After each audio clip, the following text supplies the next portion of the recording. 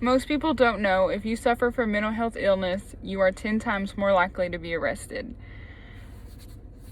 Which is why I want to talk about the fact that we need more mental health funding inside county health jails, facilities. We need this funding because it could very easily, 1 in 4 people suffer from mental health illness. So this could very easily be somebody that you know or somebody that you care about.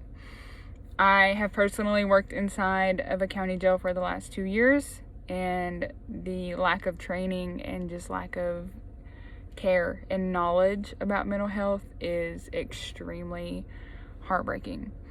So today I want to go over why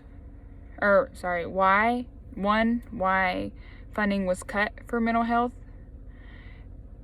how it affects the inmates now, and 3, what needs to change.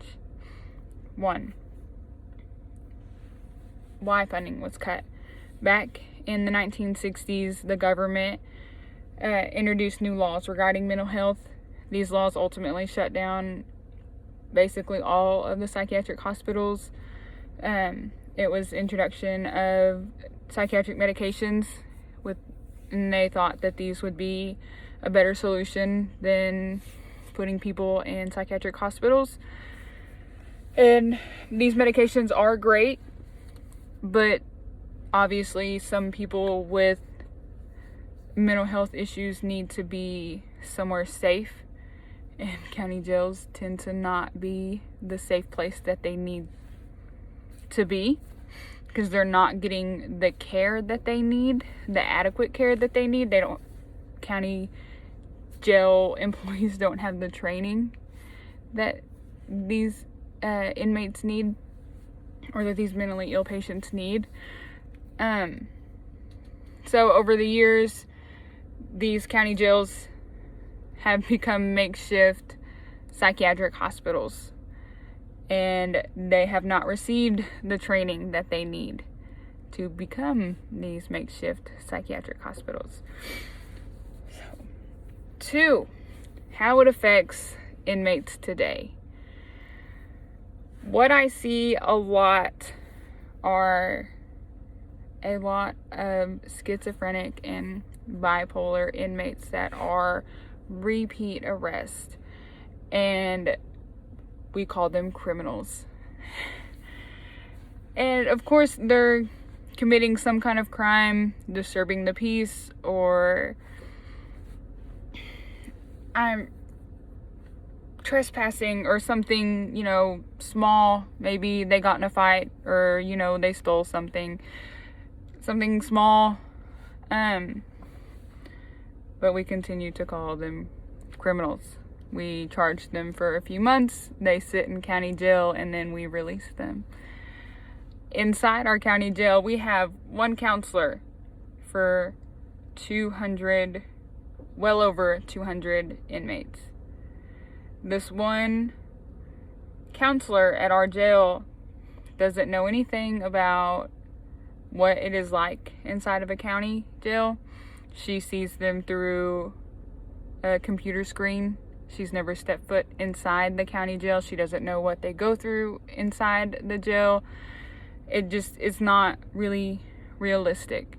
The medications are not paid for. If they do not have medication, or if they don't have money, they don't get medication. There's no funding to help them. The care is not there. It just is a repeat cycle of inadequate care. And it's there, we're doing something, but it's not what they need. It's really not what these people need. And 3, what needs to change? The correctional system as a whole needs to be redefined. We continue to take in these mentally ill people and call them criminals, and they're not. They need help. They need classes, they need medication, they need a safe place to go, they need to learn how to cope, they need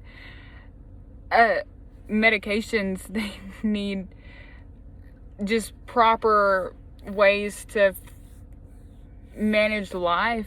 Some of these people don't have families outside of here, and this is the only way for them to get a meal and a safe place to sleep at night. And without actual psychiatric hospitals, this is the only way that they know. And it's heartbreaking. I mean, I have watched a lot of just really awful things just fall through the cracks in county jails. And I mean, it could be as simple as just basic life skills classes, or better connections, or funding for indigent inmates. Small things could make a huge difference with the mental health in county jails. And I really hope at some point that the state pays attention and realizes that these aren't criminals, that these are people that need help, and that just the smallest changes could change these people's lives. And so, in conclusion,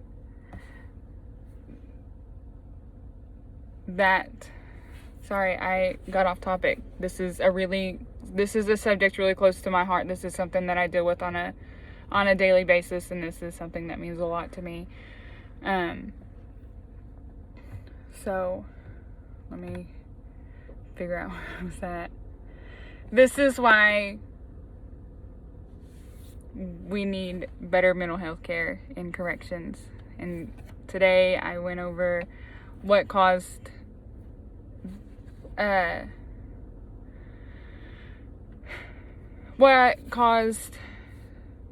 why funding was cut for mental health care in corrections, how it affects inmates today, and 3, what needs to change.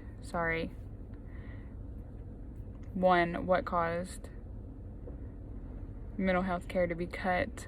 2, how it affects inmates today. And 3, what needs to change. This is a very personal subject for me, and it's hard not to get lost on it. But I very much appreciate your time, and this is something that